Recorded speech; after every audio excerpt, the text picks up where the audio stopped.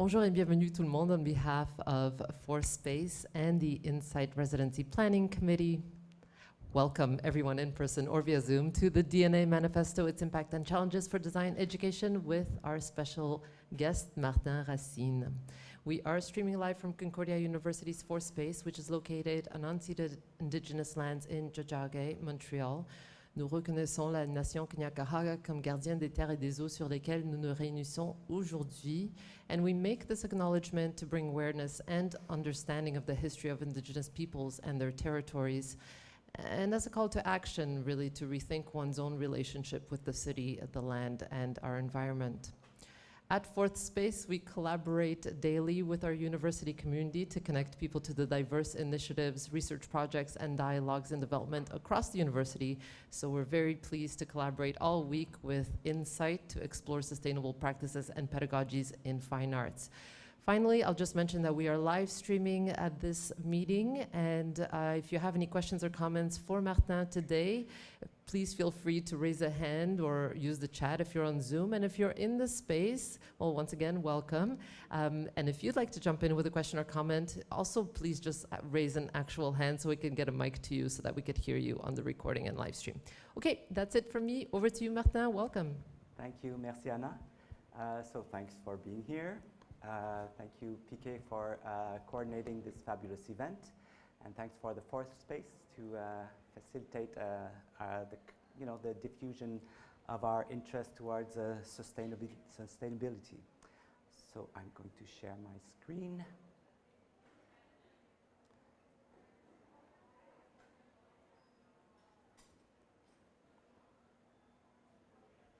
All right, so my talk is called the DNA Manifesto, Its Impact and Challenges for Design Education.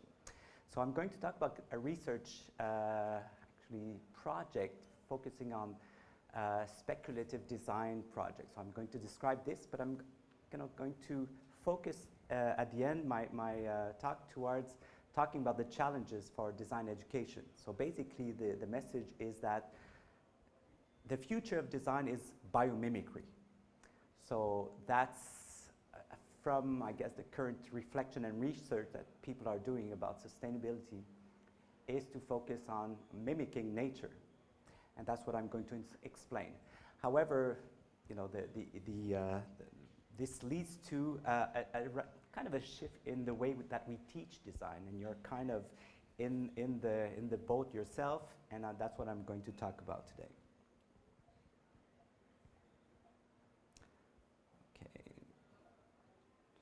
Change my, okay, so basically designers, as you know, are at the heart of object production.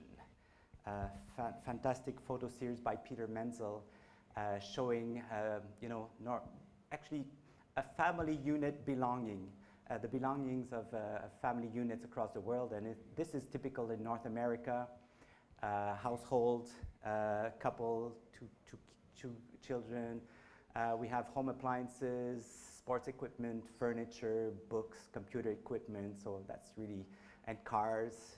Basically, there's a lot of stuff. And another fabulous series by Canadian photographer Todd McLellan, focusing at the micro level. All these objects are composed of micro parts, and all this obviously comes from somewhere. It comes from our natural environment, pumping fossil fuels, extracting minerals to create like metals that we're using. Basically, this process causes a lot of pollution through the production and manufacturing, and everything is pretty much more and more automized. But we have to remember also there's a lot of human efforts related to our industrial world of consumption and production. Following this story, we have transport, because the products that we're using, as you know, are in large part made in China. They travel the world because China is at the complete opposite of the globe, through sea, through air, through land, and obviously this creates another level of environmental impacts. And the global warming effect due to the generation of toxic CO2 emissions. And basically, at the end of the story, objects finish. If you look at Montreal, what's going on around the July 1st, you'll see a lot of stuff like this. Discarded objects at the corner of the streets, and basically we're throwing away plastic, rare earth, glass, and some of it can be recycled, and some other parts cannot. But basically, this doesn't follow a very coherent. That's the model. Basically, we consume and eventually discard objects because of technological obsolescence or object breaks, and you know the story because you live it every day. So the impacts of this is obviously impacts on the air, the soils, the water, the climate, and that's our model. And that's why I'm saying that obviously the model is completely wrong. It's a linear process where we extract from nature, while during the transformation we create a lot of pollution and we destroy the environment, and eventually we leave stuff. Even there's not a lot of recuperation or recycling going on because our world is not specifically designed. So that's my perspective is we need to redesign everything to avoid this linear system. And the answer is right in front of our eyes, actually. I think the very, very interesting quote by Janine Banyus from her seminal book, Biomimicry, Innovation Inspired by Nature. When we look at sustainability, the only real model that has worked over long periods of time is the natural world. There's no waste in nature. When leaves fall on the ground, and this is, again, that comes from William McDonough and his book Cradle to Cradle, this is not pollution, this is nutrient, biological nutrient for the soils, and this regenerates the whole ecosystem. So when we're talking in our world of design, when we're talking about materials, we talk about wood, metal, glass, ceramics, what have you, and we talk about their properties, how they're transformed, and so on, but we rarely talk about the whole global cycle. When before being wood, this was a tree, and there's a whole ecosystem associated to that, and when we extract it to transform it, well, there's kind of an impact. But nature deals with that. It's a continuous cycle, a cyclical cycle, and of regeneration. So basically, this comes from the DNA project, a reflection on the future life of objects. As I said, looking at the scenario, you're familiar with it. Our research unit tried to work both with the biomimicry principle in mind and what we call speculative design, asking the question, what if? So biomimicry is an approach to innovation that seeks sustainable solutions to human challenges by emulating nature's time-tested patterns and strategies. The goal is to create products, processes, and policies, new ways of living that are well adapted to the life on Earth over the long haul. Here you see the model that I think is much more intelligent than the linear model that we're using, which is take, make, and waste. Here we have the biological cycle on one side and the technical cycle, and in the system, there's always, these are loops that should be continuously regenerating itself. So the objects in the technical cycle should be reused, recycled, and so on. And whatever we can to use in terms of the biological cycle, try to adapt products, introducing the biological cycle, but composting the elements along the way to regenerate the biological cycle. And this is also coherent when we think about the circular economy, where you have other elements, and I see that the Sustainable Development Goals from the United Nations, now you should be familiar with those goals if you did your assignment. These are global goals for a sustainable future, and this involves obviously an approach towards the circular economy. Again, very closely connected to William McDonough and Baumgart's cradle-to-cradle approach, where we have cycles that regenerate themselves. So, keeping that in mind, the approach is speculative design. So we tried to foresee a future. So speculative design questions the cultural, social, and ethical implications of emerging technologies. A form of design that can help us to define the most desirable futures and avoid the least desirable. And this comes from design fiction, Social Dreaming, by authors Anthony Dunn and Fiona Rabai, who are both also designers. So this is influential for design research, and basically design is an intention. So it's only natural that if you're doing research or trying to imagine desirable worlds. So there's a famous quote saying that science is concerned with how things are, but design is concerned with how things ought to be.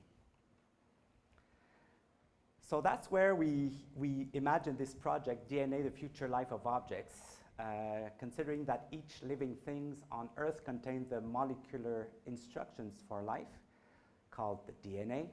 Encoded within this DNA are the directions for characteristics such as the height of an individual, the color of a flower, or the form of a bird's wing. In the future, can we imagine a world where even artificial objects encrypt a code similar to the biological DNA? So basically, the idea was to try to imagine a world where we treat objects a bit like living creatures. And this changes our relationship with objects. Imagine that objects are more like, say, a pet that you have, that you adopt, like a cat or a dog. It's something that you take care of. And obviously, that's not how it's done. So basically, we came up with a manifesto where we came up with these quotes, where statements saying that in the ideal future, objects will or should reveal their anatomy, declare their impacts, tell their story, express their emotions, care for their descendants, communicate with each other, and be free. This research project led to an exhibition that was presented here at the FOFA Gallery. So the scenography was one of a biological research lab where we tried to, each table represented a statement in our manifesto. And the expo is a touring exhibition. It has been presented in a beautiful museum, the MUMAC in Ville-Saint-Laurent, in an old, which recycled church. And so it's a museum on métier d'art, on arts and crafts. And the curators wanted to have a vision from, a perspective of the future while displaying the artifacts of the past. So it was an ideal setup to raise this reflection. And it was also presented at the CIDIM, the Salon du Design here in Montreal. So basically, I'll have to go quite rapidly here to describe the project, but in Reveal Their Anatomy, so we imagine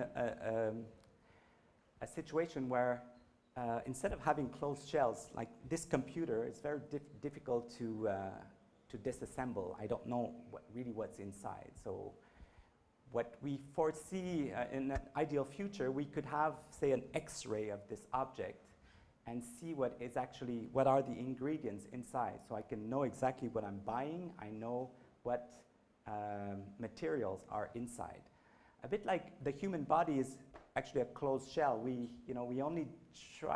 discovered by opening the body, and that's where modern medicine came in, and we have all sorts of tools to scan or do X-rays. And so we imagined a system where you could have that information through scanning and X-rays to know exactly what's inside an object, to know if there are toxic elements. So basically, we had the list of the ingredients. Declare their impacts is, when we're choosing an object, we would have the possibility of knowing exactly which object has the least impact on the environment. So what in the expo, there were 2 kettles, one made out of glass that heated on the stovetop, the other was a plastic that you plug in, and then we compared. So when the users made the pouring motion, they saw the impacts and could compare the impacts of the different materials. on, and understand which was preferable to use. Tell their story. Well, if we look at ancient times, all the artifacts that have been that we can find, say, from the ancient Greece era or the Egyptian era, and all these artifacts have helped us discover how human beings lived, their way of life, how they socialize, looking at how they set up for instance, their interior spaces, their utensils, and so on. So thanks to those artifacts, we have been able to discover ancient civilizations.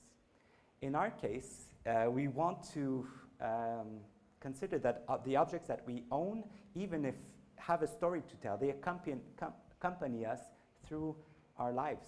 So they're kind of witnesses of our daily lives, whatever you have, like this umbrella, for example, or this bag, or all the objects that we own.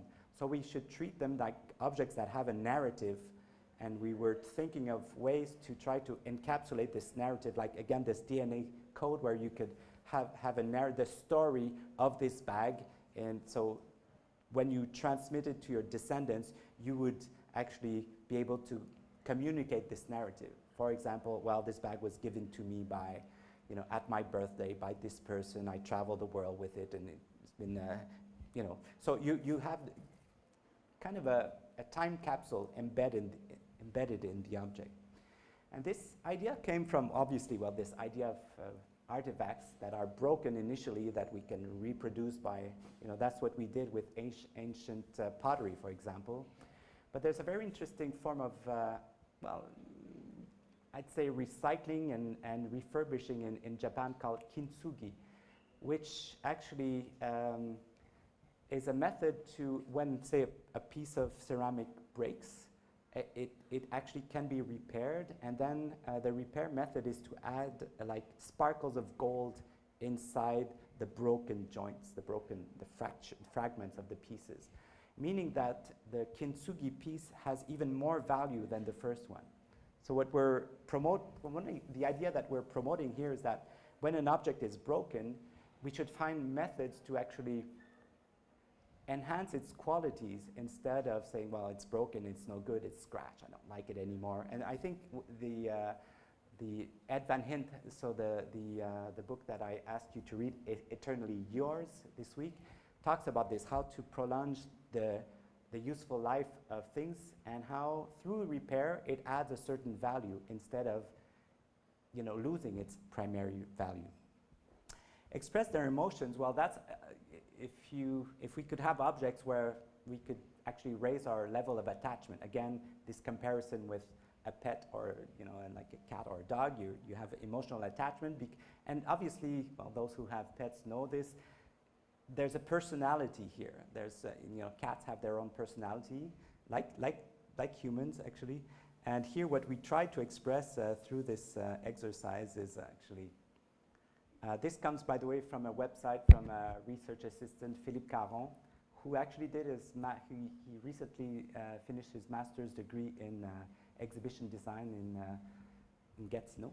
But he did, I hired him as a research assistant, so he worked really hard on this project, and he documented all the work on his website. So I'm just saying that.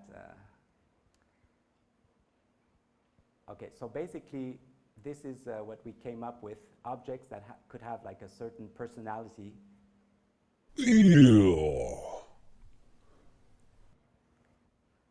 By adding sound components. So you have the ticklish food processor, the grumpy iron.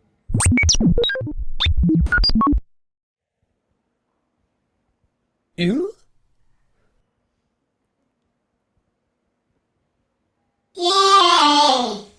So with with artificial intelligence and the Internet of Things, we could imagine a world where we could have a certain, tools to give personalities to objects and increase our level of attachment. Communicate amongst each other. Well, that's the Internet of Things. Objects will be able to communicate between themselves information. And we're just at the start of this big revolution through artificial intelligence. So, you know, in a future world, we can anticipate that, say, my shirt can inform if ever I'm driving a car after having done this presentation, if I'm stressed, the shirt can measure my heart rate, inform the car that I'm driving that I have a level of stress that is higher than usual, and will take care of driving at home without me having to control anything. So there's a lot of interesting possibilities, or I can just click on my phone and know what's inside my fridge. So there will be a lot of convenient elements through the Internet of Things. But here we imagine a world where objects could actually, yeah, that was, I have to go faster than this. Objects would communicate, for instance, if they're not used enough by an owner. Say you have a food processor that would give the information, would share this to, say, Kijiji, saying, well, I'm not being used. My owner just used me twice last year. I'm not desired in my household. You know, please get me out of here. And then someone on Kijiji would adopt the food processor, and a drone would come and pick it up and leave you. So that was the idea of, in a way, well, we're playing with the words here, be free. So the fact that, you know, owning an object will be more of a privilege, and objects will be able to leave you if they're not satisfied with their relation, if you don't take care of them properly. But also be free in the sense of sharing, the sharing economy. That's super important in the future. Instead of owning individual cars, now we start sharing. And there's a lot of interest for designers in anticipating the world in the perspective of a sharing economy. So, and finally, care for their, I need to be much faster. So care for their descendants. Well, I'm going back to the cyclic, the models where you have the biological cycle and the technical cycle. And in this research, we were thinking that instead of throwing things and discarding all the pieces, yes, you can recycle some, but can we imagine integrating the biological cycle in a system like a cell phone where objects are being discarded really rapidly? So the idea was to imagine a shell made out of mycelium. And this is the root of the mushroom that grows, and we can hemp different fibers, like in this case, hemp fibers, and mold them to create the shell of a phone. So imagine at the end of life, you would open the shell, put the shell in the compost bin, and recuperate all the other elements to integrate them in the technical cycle, so there will be no waste and no plastic waste being produced. And this project was made possible by, you know, with the partnership with Ecovative. It's a company in northern New York that has really put the emphasis on developing mycelium. So what they're doing is actually integrating this technology and they're connecting with designers for developing applications for this. And basically, so I started doing that in my research project, and eventually, maybe we can take a look rapidly at their website where they explain. Time is running out so fast. Okay, so I'll invite you to take a look at this eventually. Oh boy. Okay, so one of my research assistants, Théo Cheviret, focused actually as he was working as a research assistant for me, he discovered mycelium, and then he, you know, embarked on a journey where he wanted to explore biomaterials for his project, which was to redesign, well, initially the project was to find a new, try to find avenues for what to do with the old metro trains. The metros are being replaced, as you know, if you take the metro. And so all the metro cars are being thrown away. Well, actually, they need to be recycled and recuperated. But the chair, the seats, and the side panel are made with fiberglass and polyester. And this material, these cannot be recycled. You cannot melt them down because they're thermoset, they're not thermoplastics. So in this case, Theo imagined recreating the seats out of mycelium and the side panel. So he worked extremely hard and actually did this full scale and did the whole concept to test the potential of this material. And basically, recently, Ecovative came up with this kind of kombucha leather or mycelium leather, that because one of the difficulties in his project was to avoid, because the mycelium is a bit porous, and thanks to this new type of leather, he could have actually replaced covered the seats with this type of natural leather, again made with mycelium. So there's a lot of avenues for fashion design, for example, or fabrication of bags and soft goods. So at the time, the situation was good to, now I'm going towards the challenge for design education is here, Theo would give workshops and teach students, and I would send my students in this class, Art 447, bringing them to do the workshop to learn how to deal with this growing material. So it's one thing to learn how to cut a piece of wood, or how to bend a piece of plastic using hot wire, but it's another to learn to work with this type of material, because you need to understand the principles of working with biological elements that grow. So he did these workshops. He came up with molds, approach strategies to create, like using bubble wrap to create those lampshades. So students have had a knowledge, but the challenge for us here is that if we want our students, like you, to be able to work with, say, mycelium or any living form of, any materials based on biology, we need to have a much greater focus on eco-literacy as a new education paradigm. Understand biology, ecosystems, and have a systems thinking. So I think we're doing efforts here at Concordia, thanks to PK and our 391, and we're doing kind of a biomimicry approach in 292. But basically, I think we can go much more deeper in terms of integrating biology in the education in design. We also need to offer facilities and training for students, because when if ever you're interested in experimenting with mycelium, well, basically, we do have a biosafety lab, but it's more focused on master's degree research. But to work in a biosafety lab, you need to understand the principles. It's a bit like if you create beer or wine. If you don't, I guess, manipulate things properly, you can have contamination, and actually, instead of doing wonderful wine or beer, you could do very toxic chemical beverages. So there's a knowledge to gain when you're working with mycelium, including, we've kind of been familiarized with the pandemic. It's a virus, so we need to wear masks, wash our hands, so to avoid being contaminated. Well, it's kind of the same principle when you're working with biological materials.